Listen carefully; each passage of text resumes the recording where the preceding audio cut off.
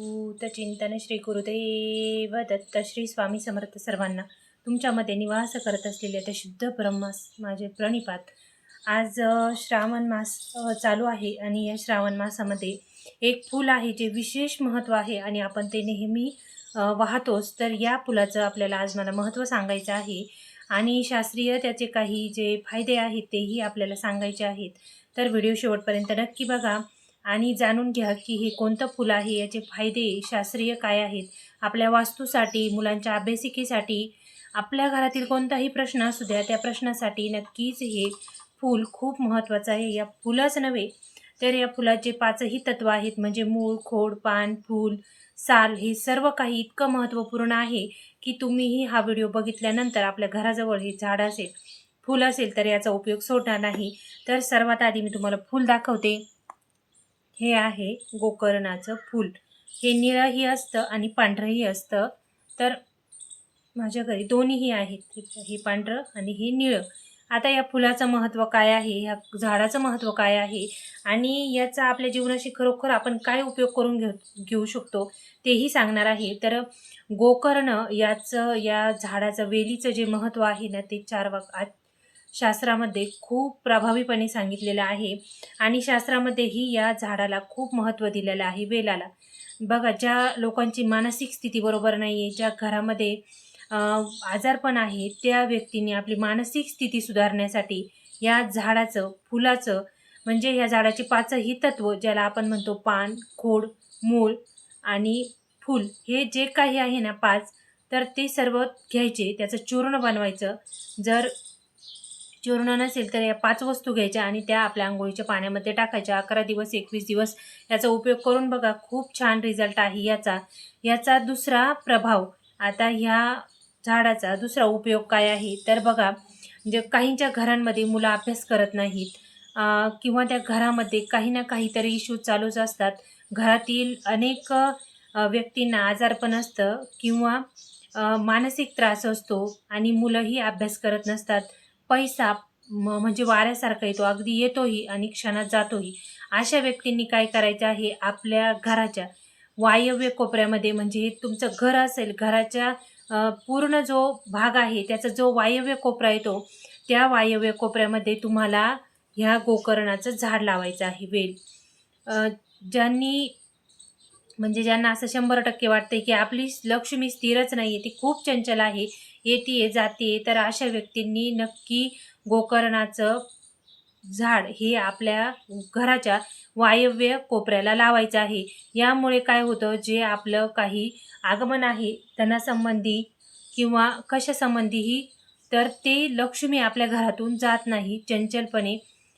तिचा तो चंचलपणा थांबला जातो आणि घरात त्या गोष्टी टिकतात. लक्ष्मी असू द्या किंवा तुमच्या नोकरीतले जे काही प्रश्न असू द्यात, अशामध्ये तुम्ही हे करायचं आहे. मुलांची बुद्धी वाऱ्यासारखी असते, चंचल असते, कधी अभ्यास करतात कधी करत नाही. तर अशा मुलांच्या अभ्यासिकेसाठीही आपण हे गोकर्णाचं वेल आपल्या घराच्या वायव्य कोपऱ्याला लावायचं आहे. त्यानंतर ज्यांना घरात दोष आहेत, म्हणजे जेव्हा आपण घर बांधतो, त्या घरात राहायला जातो, त्यानंतर किंवा काही जे बांधलेलेच असतात घरं, फ्लॅट सिस्टीम आपण ज्याला म्हणतो शहरामध्ये, तर ते तिथं राहायला गेल्यानंतर त्या व्यक्तींना त्या घरामध्ये अस्वस्थता जाणवते, नकारात्मकता जाणवते, मन लागत नाही, असं वाटतं या घरातून बाहेर जावं म्हणजे आपलं मन नक्की लागेल. तर अशा व्यक्तींनी काय करायचं, त्या घरामध्ये नक्कीच काहीतरी नकारात्मक ऊर्जा असते किंवा त्या घरामध्ये असं काहीतरी झालेलं असं. फ्लॅटमध्ये हा जास्त असतं की त्या घरांमध्ये आपल्या आधी कुणी राहायला गेलेलं असतं आणि आपल्याला माहीत नसतं की तिथे काही अपमृत्यू झालेले आहेत का किंवा काही चुकीचं घडलं आहे का त्या घरांमध्ये, ते आपल्याला माहीत नसतं. मग ते दोष आपल्याला आपण गेल्यानंतर त्रास द्यायला लागतात. मग अशांनी काय करायचं आहे, तुम्ही गोकर्णाचा वेल, जे गोकर्णाचा वेल आहे त्याला गुंडाळायचा आहे, 5 वेळा गुंडाळायचा आहे. गुंडाळून तो गोल करून त्याला 5 वेढे घ्यायचे आहेत, बरोबर 5 झाले पाहिजे. हे 5 वेढे घेऊन तुम्हाला काय करायचं आहे, त्याची पंचोपचार पूजा करायची आहे. आपल्या घरात आणायचं, त्याला हळदी कुंकुमाक्षर लावायचं, त्याला धूपदीप दाखवायचं आणि नंतर ते आपल्या घराच्या दाराजवळ आतल्या बाजूनं, बाहेरच्या बाजूने नाही, आपण दरवाजा जो उघडतो आतमध्ये येतो, त्या दरवाजाची जी वरची बाजू असते ना, तिथे तुम्हाला ती वेल ठेवायचा आहे आपल्या घराच्या दरवाजाजवळ. ज्यांना दरवाजाजवळ ठेवणं शक्य नसेल त्यांनी आपल्या घराचा जो वायव्य कोपरा आहे घरातला, बाहेरचा नाही, घरात जे तुमच्या घरातील एखादी खोली आहे त्यातला जो वायव्य कोपरा आहे त्या कोपऱ्यात तुम्हाला ती मुळी ठेवून द्यायची आहे, वरती हात न लागण अशी. वायव्य कोपरा घरातला कोणता, तर जी दक्षिण आपली पश्चिम भिंत येते त्या पश्चिम आणि उत्तर भिंतीमधला जो कोपरा असतो, कोण असतो, त्याला वायव्य दिशा म्हणतात. त्या वायव्य कोणामध्ये तुम्हाला हे ठेवून द्यायचं आहे. आता ज्या व्यक्तींना खरोखर 21 दिवसामध्ये किंवा 41 दिवसामध्ये, 6 महिन्यामध्ये आपल्याला धनासंबंधित काही प्रश्न असतील किंवा आपल्या आरोग्यासंबंधित काही प्रश्न असतील, तर अशा व्यक्तीने काय करायचं आहे, त्याचे 5 प्रकारचं म्हणजे पान घ्यायचं आहे, खोड घ्यायचं आहे, मूळ घ्यायचे आहे, त्याची साल घ्यायची आहे, फूल असेल तर फूल घ्यायचं आहे. हे 5ही झाडाच्या वस्तू घ्यायच्या आणि त्या आपल्या अंघोळीच्या पाण्यामध्ये टाकायच्या आहेत. त्या तुम्ही 11 दिवस, 21 दिवस, 41 दिवस अंघोळ करू शकता. त्यानंतर याच्यामध्ये तुम्ही जे मांदार भेटतं, निळं मांदार जे असतं, त्याचेही 5 तत्व तुम्ही घेऊ शकता या गोकर्णाच्या बरोबर. मंदार म्हणजे काय, तर रुई, पांढरी रुई एक असते आणि निळी रुई एक जी असते, ती निळ्या रुईचं तुम्हाला घ्यायचं आहे आणि त्याचेही 5 तत्व तुम्हाला घ्यायचं आहे. त्याचं खोड घ्यायचं आहे, मूळ घ्यायचं आहे आणि त्याचं पान घ्यायचं आहे आणि फुलंही घ्यायचं आहे, साल, हे सगळं घ्यायचं आणि ते वाळलेलं असू द्या, ओलं असू द्या, शक्यतो वाळून ठेवायचं किंवा याचं तुम्ही साल काढून उन्हामध्ये वाळवूही शकतात. हे सगळ्या वस्तू घेऊन हे सर्व घ्यायचं आहे, आपल्या अंघोळीच्या पाण्यामध्ये टाकायचं आहे आणि तुम्हाला सलग 11-21 दिवस याने अंघोळ करायची आहे. शक्य तितक्या जास्त दिवस केली तरीही चालते, याचा काही वाईट रिझल्ट नाही आहे किंवा वाईट दुष्परिणामही होत नाही.